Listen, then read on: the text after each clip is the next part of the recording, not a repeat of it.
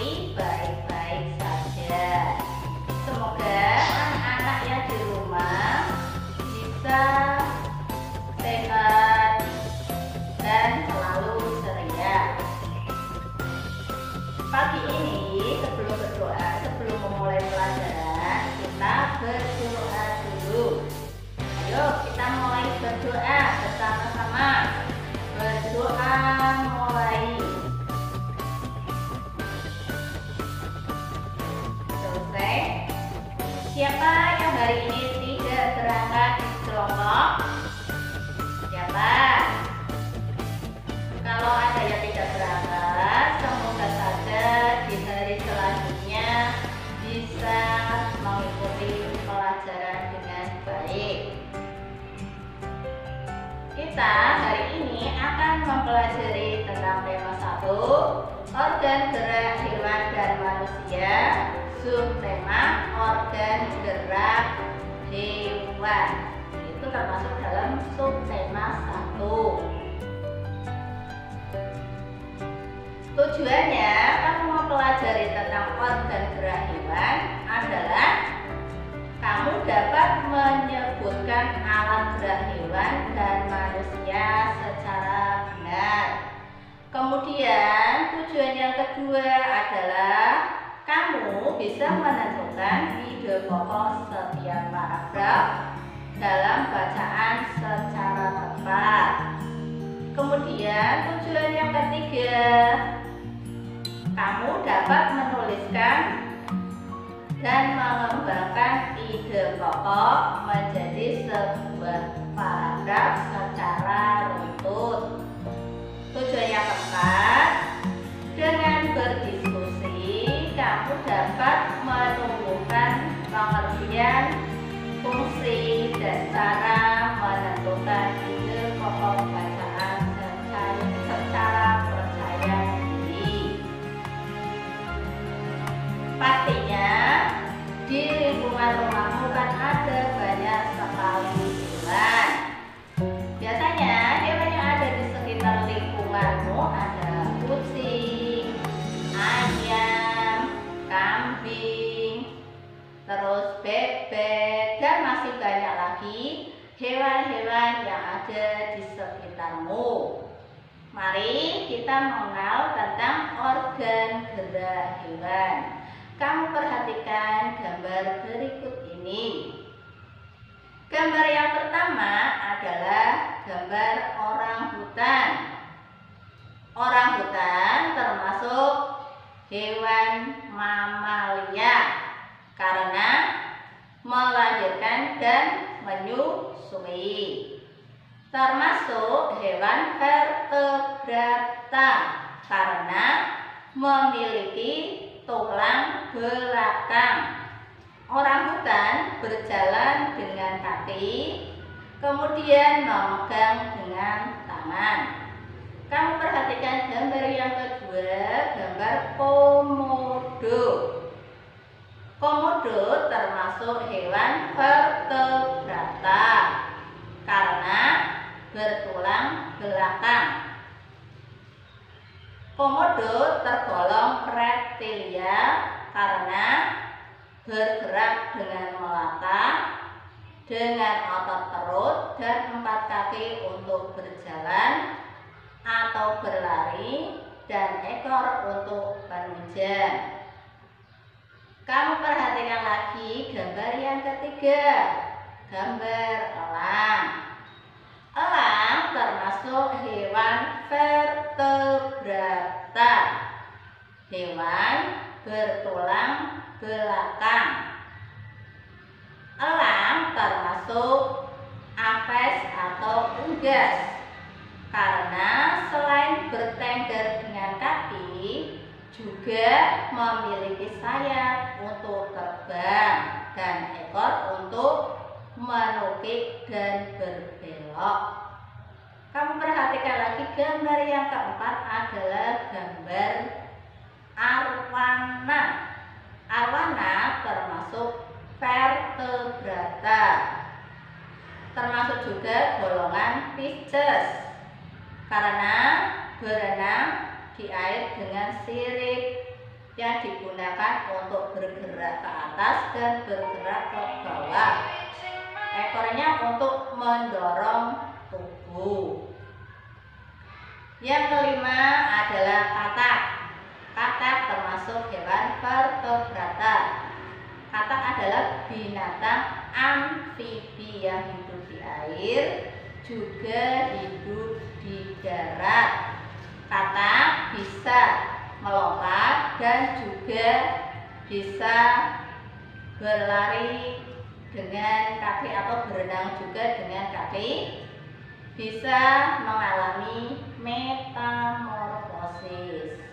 Kemudian yang keenam adalah siput. Siput termasuk hewan avertebrata yang tidak bertulang belakang. Siput termasuk moluska. Karena bentuk tubuhnya yang lunak, untuk melindungi tubuhnya, siput memiliki cangkang.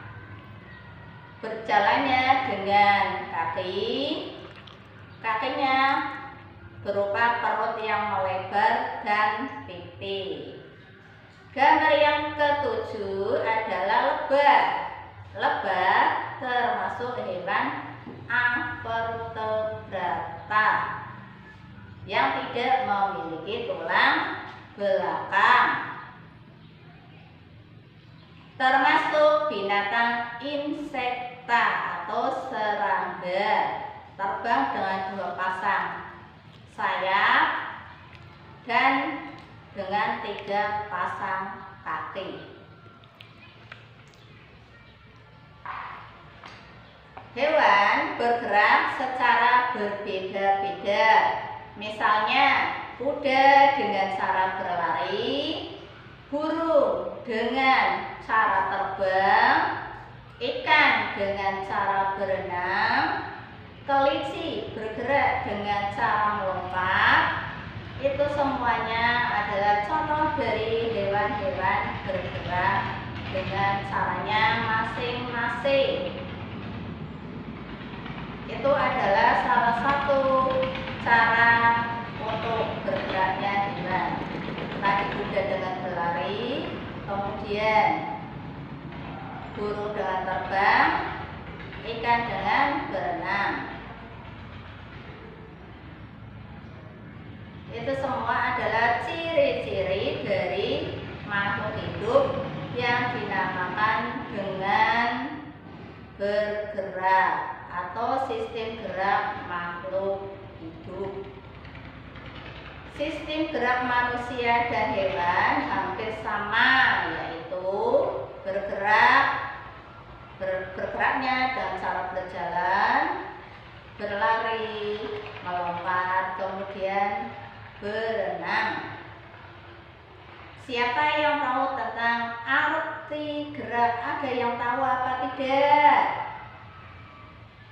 Gerak diartikan sebagai berpindah tempat atau perubahan posisi sebagian atau seluruh bagian tubuh. Manusia bergerak apabila ada gerak rangsangan. Hewan dan manusia pada sistem organ geraknya. Organ gerak hewan dan manusia memiliki kesamaan. Ada kesamaannya, yang pertama adalah alat gerak aktif dan alat gerak pasif. Alat gerak pasif adalah tulang dan alat gerak aktif adalah otot. Tulang disebut alat gerak pasif karena tulang tidak dapat bergerak dengan sendirinya tanpa bantuan alat gerak aktif yang mempengaruhi tulang. Maka tulang pada manusia dipengaruhi oleh otot. Tulang berfungsi sebagai penopang tubuh, memberi bentuk pada tubuh, dan melindungi organ-organ dalam tubuh. Sedangkan otot disebut alat gerak aktif karena otot memiliki senyawa aktif kimia yang membuatnya dapat bergerak ketika otot melekat pada tulang, sehingga menyebabkan tulang bisa bergerak. Itu tadi adalah pengertian dari gerak, kemudian contoh alat gerak aktif dan pasif, kemudian fungsi dari tulang dan fungsi dari otot. Sekarang kita akan membahas tentang ide pokok yang ada dalam bacaan. Ibu sudah kirimkan bacaan tentang ide pokok atau bacaan yang berjudul Organ Gerak Manusia dan Hewan. Kamu baca, nanti kamu pahami, kemudian kamu cari ide pokoknya. Pengertian dari ide pokok adalah ide atau gagasan yang menjadi dasar sebuah paragraf. Ide pokok biasanya disajikan ke dalam bentuk kalimat utama, kemudian kalimat utama yang memuat ide pokok ini itu